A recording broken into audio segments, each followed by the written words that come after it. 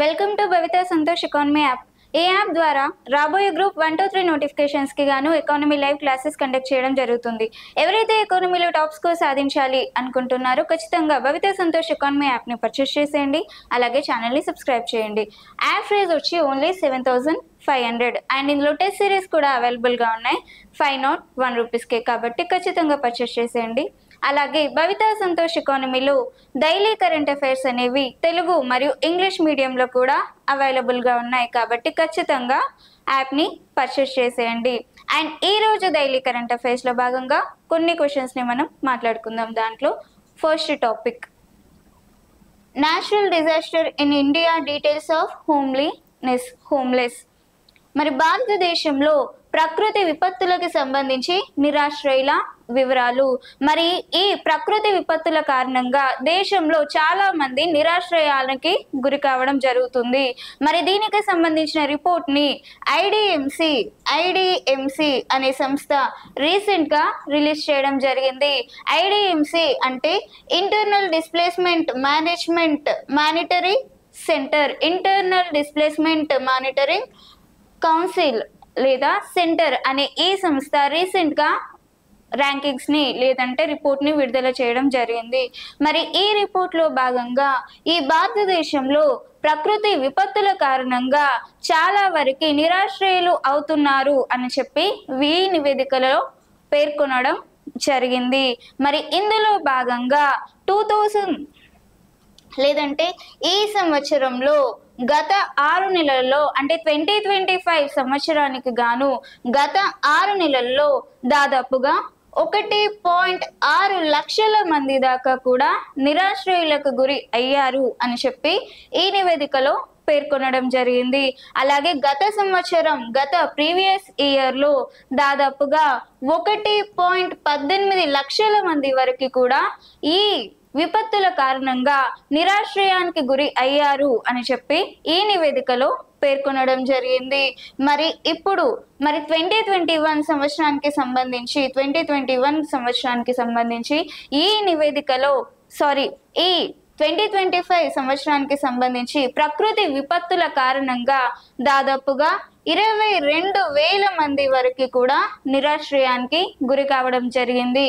అలాగే 22-23 సంవత్సరానికి గాను దాదాపు 32,000 మంది వరకు కూడా నిరాశ్రయానికి గురి కావడం జరిగింది ప్రకృతి విపత్తుల కారణంగా.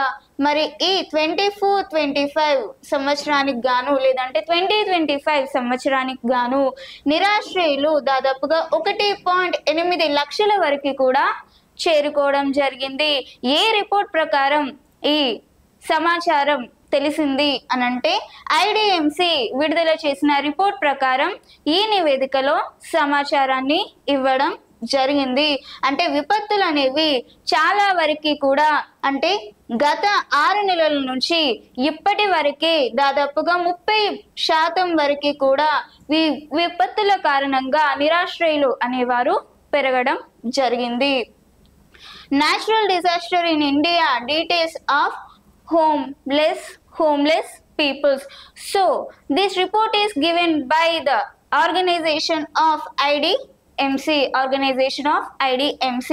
IDMC is Internal Displacement Monitoring Center. So in this report they given information of disaster of homeless peoples.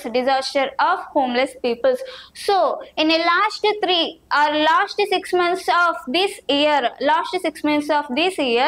around 1.6 lakh people are become as homeless, and in the previous year around 1.18 lakh people are became homeless. So in this report is given information about it. And in 2021 because of this disaster and floods, people are become homeless up to 22,000.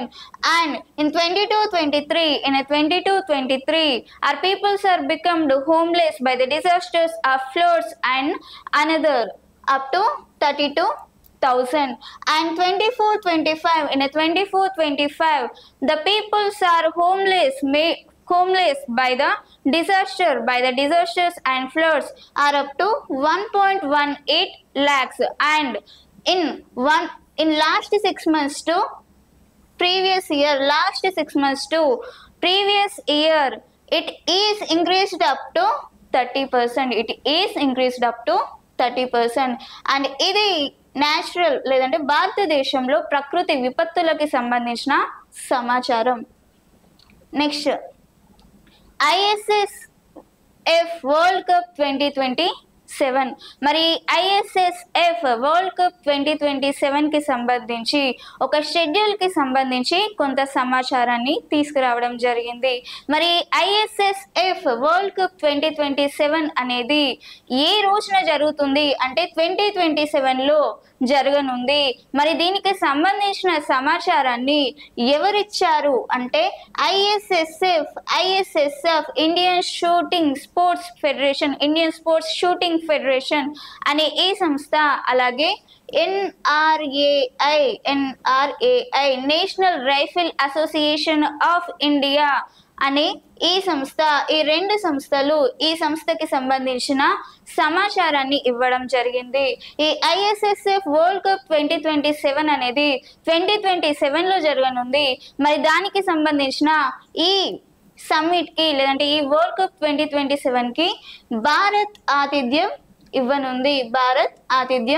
ఇవ్వనుంది. అలాగే 2028లో జరిగే junior championship 2028కి కూడా భారత్ అనేది ఆతిథ్యం ఇవ్వనుంది. మరి world cup ISSF world cup 2027 అలాగే ఈ junior championship 2028 అనేది ఎందుకోసం జరుగుతుంది అంటే యువతలో క్రీడలకి సంబంధించిన ప్రోత్సాహాన్ని ఇంకా పెంపొందించడానికి, అలాగే ప్రపంచ స్థాయిలో వీళ్ళని ప్రోత్సహించే ఉద్దేశంతో దీన్ని ఏర్పాటు చేయడం జరిగింది.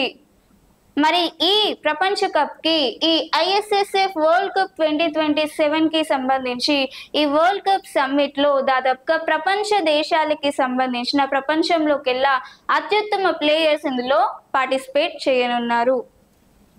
మరి ఇది ISSF వరల్డ్ కప్ 2027కి సంబంధించి. So ISSF world cup 2027 schedule information was released. So this information is given by the organizations of ISSF and NRAI National Rifle Association of India. Information given by these associations and also Junior Championship 2028 are also information schedule is released by this organization. And both ISSF World Cup 2027 and Junior Championship 2028, India is hospitality to this World Cup 2027 and also Championship 2028. And in this, so the purpose to start ISSF World Cup 2027 and Junior Championships 2028 is to develop the capacity of youth in a players and also develop their strength and talent to the worldwide. So because of this reason they started ISSF World Cup 2027 and also Junior Championship 2028. Next, రాజ్యసభకి 4 నూతన సభ్యుల నియామకం.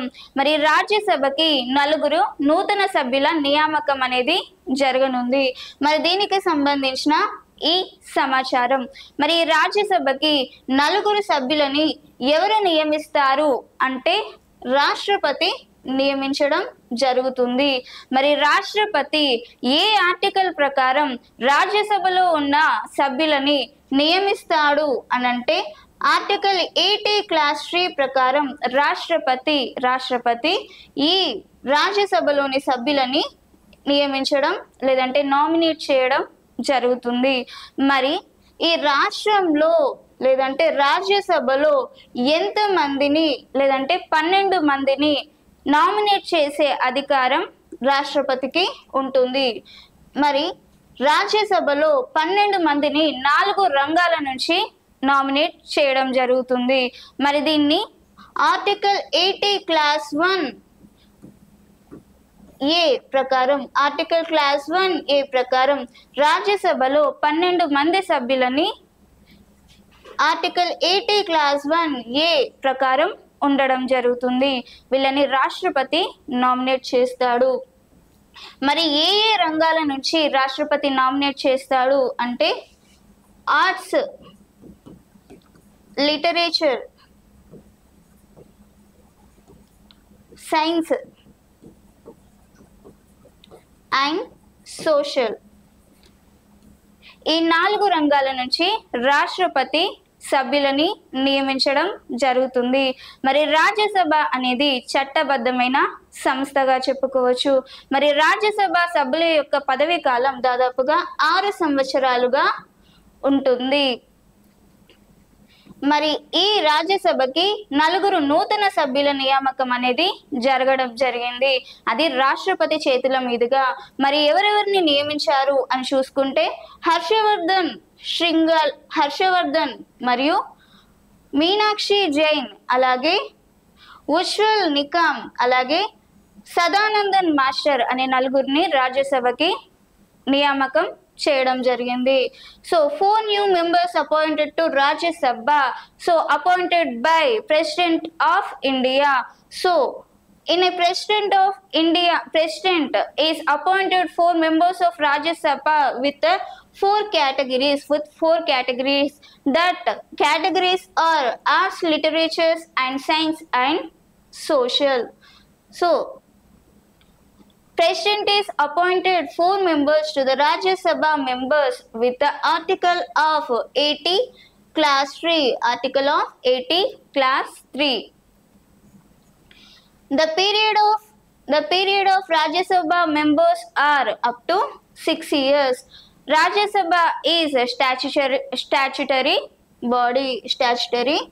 body and the members are appointed to Rajya Sabha are Harshvardhan and Meenakshi Jain and Ujwala Nikam and also Sadanandan Master. These 4 are appointed to Rajya Sabha by the President with the 4 categories. Next, Wimbledon women's single championship Iga Swiatek. Wimbledon మహిళల single champions లో Iga Swiatek అనే వ్యక్తి విజేత కావడం జరిగింది. మరి ఈవిడ 6 grand slam గా చెప్పుకోవచ్చు. అంటే ఈవిడ జయించిన విజయాలలో ఇదొక 6వ గ్రాండ్ స్లామ్ గా చెప్పుకోవచ్చు. మరి ఈ వింబుల్టన్ ఉమెన్స్ సింగిల్స్ ఛాంపియన్షిప్ మొట్టమొదటిసారిగా ఎప్పుడు జరిగింది అంటే 1884లో జరగడం జరిగింది. మరి 2024లో మరి ఈ వింబుల్టన్ మహిళల సింగిల్ ఛాంపియన్షిప్ లో ఈగా స్వైటెక్ విన్నర్ గా కాగా మరి రన్నర్ అప్ గా ఎవరు నిలిచారు అంటే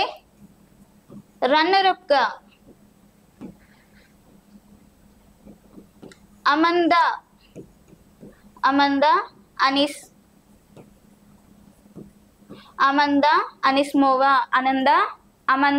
అనిస్మోవా రన్నర్ అప్ గా నిలవడం జరిగింది.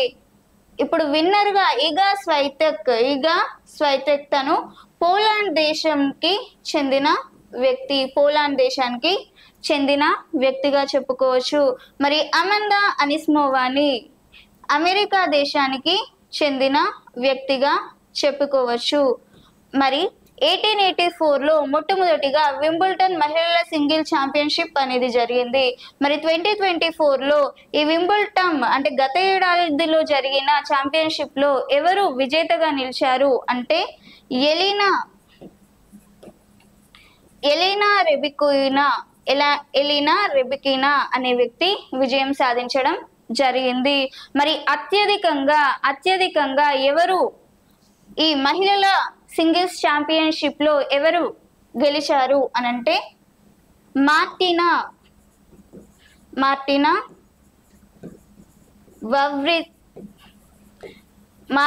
వవ్రితీనా అనే వ్యక్తి అత్యధికంగా ఈ ఉమెన్స్ వింబుల్టన్ మహిళల సింగిల్ ఛాంపియన్షిప్లో అత్యధికంగా విజేతగా నిలవడం జరిగింది. Wimbledon women's single championship Iga Swiatek. So she is the 6th Grand Slam winner, and in her career this is the 6th Grand Slam. This is the 6th Grand Slam and first and runner up. And in this Wimbledon Singles Championship, winner is Iga Swiatek and runner is Amanda Anisimova. Runner up is Amanda Anisimova. So, and first Wimbledon Women's Singles Championship was held on 1884, and in the previous year, winner of Wimbledon Women's Singles Championship is Elena Rybakina, and too much titles and most titles own women in Wimbledon Women's Single Championship is Martina. Only 9 titles are owned in the Wimbledon Women's Single Championship. మరి ఇది Wimbledon మహిళల singles ఛాంపియన్షిప్కి సంబంధించి. Next షాలియా-ఖాన్ 2025 national seminar. మరి షాలియా-ఖాన్ 2025 జాతీయ seminar అనేది దేనికోసం అనంటే, ఈ షాలియా-ఖాన్ అనేది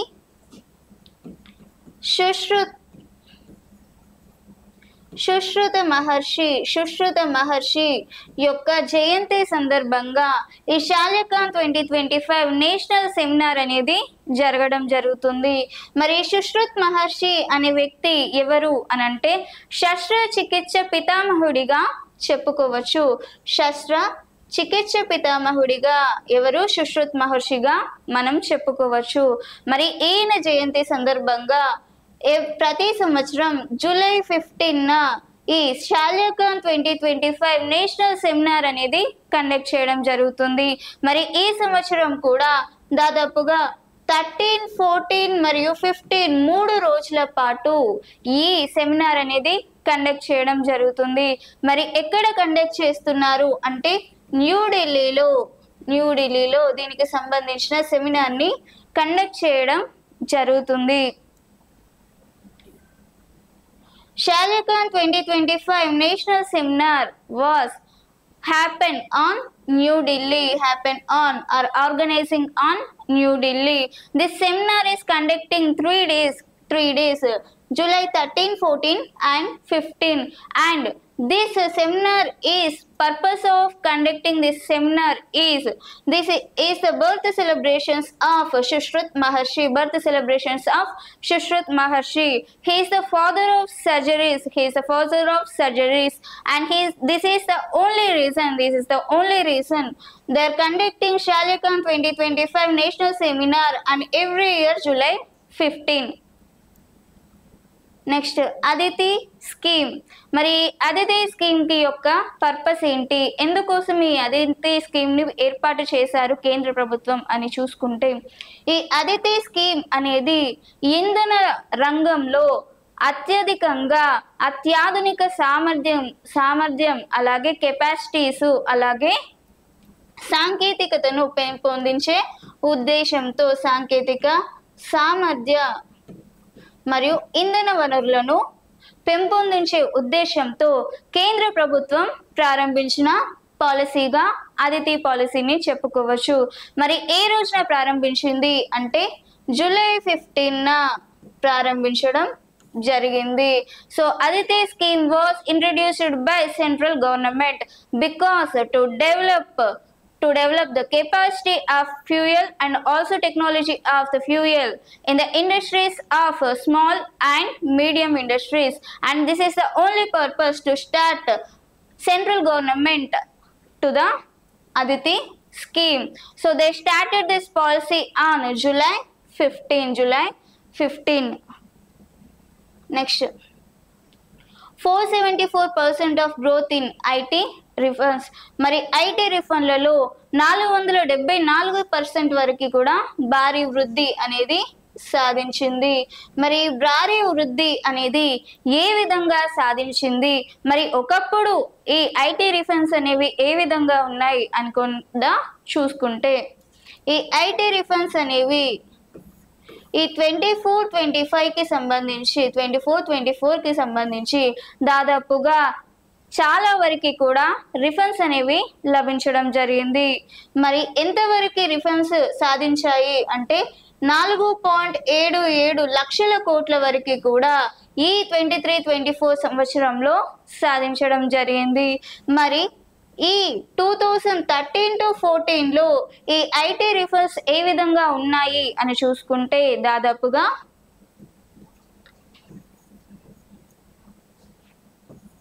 80,008 crores వరకు మాత్రమే వృద్ధి రేటు అనేది ఉండింది. మరి 2013-14 నుంచి ఈ 23-24 వరకు భారీ వృద్ధి అనేది నమోదు కావడం జరిగింది. మరి ఇందుకు గల కారణాలు ఏంటి అని తెలుసుకుంటే, మరి 2013-14లో ఈ ఐటీ రిఫండ్స్ కి సంబంధించి దాదాపుగా 93 రోజుల వరకు మాత్రమే ఐటీ రిఫండ్స్ చేయడానికి గడువు ఉండేది. మరి 23-24 నాటికి ఈ రిఫండ్స్ యొక్క గడువు అనేది 81% వరకు తగ్గించి 17 రోజుల వరకు మాత్రమే తగ్గించడం జరిగింది. ఐటీ రిఫండ్స్ చేయడానికి గడువును 81% వరకు తగ్గించడం జరిగింది. మరి ఈ కారణంగా గత 11 ఏళ్లలోపే ఇంత భారీ వృద్ధిని ఐటీ రిఫండ్స్ లో నమోదు చేసుకోవడం జరిగింది. మరి ఇది ఐటీ రిఫండ్స్ కి సంబంధించి 474% of growth in IT refunds. So in these refunds in 23-24 year, these refunds are up to 4.77 lakh of crores. In 2013-14 the IT refunds will be only 80,000 crores only. But in 2013-14 and 23-24, in 11 years in IT refunds are more refunds are collected because in 2013-14 in the IT refunds time period only 93 days, but now the IT refunds of time periods are decreased to 81%. So the time period only 17 days. The time period only 17 days. And because of this reason, the IT refunds are increased very fastly in 23-24, and this is about 474% of growth rate in IT refunds. Next, Hari Krishnan as 87th Grand Master of India. భారతదేశపు 87వ chess grand master గా హరికృష్ణన్ ని చెప్పుకోవచ్చు. మరి ఎందుకోసం మరి grand master గా కావాలి అంటే ఏ విధంగా ఉండాలి అని చూసుకుంటే, గ్రాండ్ మాస్టర్ కావాలి అంటే ఫస్ట్ FTIE సూచించిన 3 గ్రాండ్ స్లామ్స్ ని గెలుపొందాలి.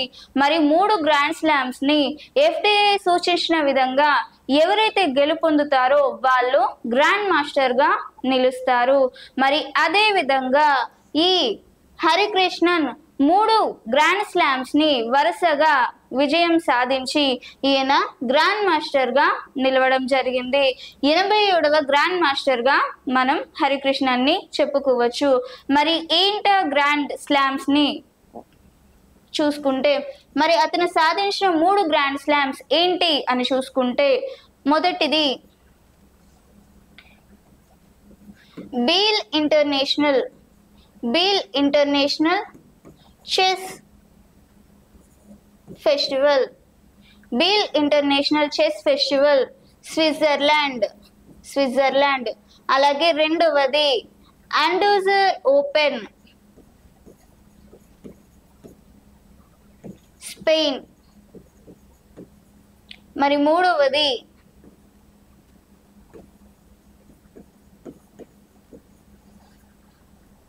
లా great international chess festival France. Biel international chess festival in Switzerland and Andover in Spain, and also La Great International Chess Festival in France. ఈ 3 గ్రాండ్ స్లామ్స్ ని వరుసగా సాధించి 87వ grand master గా ఎవరు హరికృష్ణ నిలవడం జరిగింది. Next doctor Abhijit Sheth appointed as National Medical Commission. మరి జాతీయ వైద్య కమిషన్ చీఫ్ గా డాక్టర్ అభిజిత్ షేత్ ని నియమించడం జరిగింది. మరి ఎందుకోసం నియమించారు, మరి దానికి సంబంధించిన సమాచారాన్ని తెలుసుకునే ముందుగా ఈ జాతీయ వైద్య కమిషన్ కి సంబంధించిన కొంత బేసిక్ ని తెలుసుకుందాం. జాతీయ వైద్య కమిషన్ కి సంబంధించి నేషనల్ మెడికల్ కౌన్సిల్ కి సంబంధించిన కొంత సమాచారం. దీన్ని ఈ నేషనల్ మెడికల్ కౌన్సిల్ అనేది మనకి వైద్య రంగంని ఇంకా రెగ్యులేట్ చేయడానికి మరియు వైద్య విద్యని అభ్యసించే వాళ్ళకి ఇంకా అత్యుత్తమంగా తీర్చిదిద్దడానికి ఏర్పాటు చేసిన కౌన్సిల్ గా చెప్పుకోవచ్చు. మరి దీనికి సంబంధించి ఈ జాతీయ వైద్య కమిషన్ చీఫ్ గా డాక్టర్ అభిజిత్ షేత్ ని నియమించడం జరిగింది. మరి ఇంతకు ముందు ఈ నేషనల్ కమిషన్ లేదంటే నేషనల్ మెడికల్ కమిషనర్ యొక్క చీఫ్ గా ఎవరు విధులు నిర్వహించేవారు అంటే బిఎన్ గంగాధరన్ గారు విధులు నిర్వహించడం జరిగేది. మరి ఈయన రీసెంట్ గా రిటైర్ కావడంతో ఈయన ప్లేస్ లో డాక్టర్ అభిజిత్ షేత్ ని నియమించడం జరిగింది. మరి ఈ జాతీయ వైద్య కమిషన్ కి ఇంతకు ముందు మెడికల్ కౌన్సిల్ ఆఫ్ ఇండియా అనే సంస్థ పనిచేసేది. మరి దీనికి రిప్లేస్మెంట్ గా ఈ నేషనల్ మెడికల్ కౌన్సిల్ ని ఏర్పాటు చేయడం జరిగింది. అంటే ఇంకా అత్యుత్తమంగా విధులు నిర్వహించాలి అన్న ఉద్దేశంతో ఏర్పాటు చేయడం జరిగింది. Doctor Abhijit Sheth appointed as a National Medical Commission. So, National Medical Commission is used to regulate medical system, medical commission, and also to develop educational system, to develop medical educational system. Because of this reason, National Medical Commission was established. So in previous medical commission India is there. So in this case the replacement in this place National Medical Commission was replaced. So in National Medical Commission appointed as Dr. Abhijit Sheth, because the previous commission chief of National Medical Commission is B.N. Gangadharan. He is recently retired. So in his place Dr. Abhijit Sheth was appointed. Next money laundering విచారణను వేగవంతం చేయడానికి 16 special ఎంపీఎంఎల్ఈ courts ని నియమించడం జరిగింది. Money laundering విచారణను వేగవంతం చేయడం కోసం ఏర్పాటు చేసిన కొన్ని 16 కోర్ట్స్ కి సంబంధించి మరి మనీ లాండరింగ్ అంటే ఏంటి ఫస్ట్ అని చూసుకుంటే, మనీ లాండరింగ్ అనేది మనకి ఏదైతే బ్లాక్ మనీ ఉంటుందో ఆ బ్లాక్ మనీని వైట్ మనీగా మార్చే ఒక ప్రక్రియని మనం మనీ లాండరింగ్ అంటాము. మరి మనీ లాండరింగ్ ప్రక్రియలో భాగంగా దీన్ని ఈ కేసెస్ని ఈ బ్లాక్ మనీ కేసెస్ ఏవైతే ఉన్నాయో ఆ కేసెస్ని ఇంకా త్వరగా ఎవరైతే లేదంటే ఇంకా త్వరగా పరిష్కరించేందుకు ఈడీ అనే సంస్థ ఒక 16 కోట్లను ఒక స్పెషల్ కోర్ట్స్ని ఏర్పాటు చేయడం జరిగింది. ఈడీ అంటే ఎక్స్పోర్ట్మెంట్ డైరెక్టర్ ఈడీ అనే ఈ సంస్థ ఏర్పాటు చేయడం జరిగింది. మరి మనీ లాండరింగ్ వ్యవస్థ అనేది prevention of money laundering act అనేది ఎప్పుడు స్టార్ట్ అయింది అంటే 2002లో స్టార్ట్ కావడం జరిగింది. మరి prevention of money laundering act అనేది ఎప్పటి నుంచి అమల్లోకి రావడం జరిగింది అంటే 2005 జూలై 1 నుంచి అమల్లోకి రావడం జరిగింది. మరి దీన్ని అమలు చేసే సంస్థ ఏదైతే ఉందో అంటే ఈ మనీ లాండరింగ్కి సంబంధించి విచారణ చేసే ఏ సంస్థ అయితే ఉందో ఆ సంస్థ ఈడీ అనే సంస్థ 1956లో ఏర్పాటు కావడం జరిగింది. మరి ఈడీ అనే సంస్థ అవినీతికి సంబంధించిన చర్యలను గురించి ఇది విచారణను చేపట్టే సంస్థగా చెప్పుకోవచ్చు. మరి ఈడీ అనే సంస్థ ప్రధాన కేంద్రం న్యూఢిల్లీ కేంద్రంగా పనిచేయడం జరుగుతుంది. మరి ఇది మనీ లాండరింగ్ విచారణకి సంబంధించి 16 special expeditive money laundering investigations of PMLA courts. So the PMLA courts was established by ED organization because to solve the cases of PMLA to solve the cases of PMLA very fastly. Because of this reason ED organization was established 16 special PMLA courts. So PMLA is known as to convert black money to white money. So this is the money laundering. And Prevention of Money Laundering Act was acted on 2002 and it is implemented on 2005 July 1st. And ED organization was established in 1956. The High Court of ED is New Delhi. And this is about money laundering. And ఇది ఈరోజు daily current అఫైర్స్కి సంబంధించి.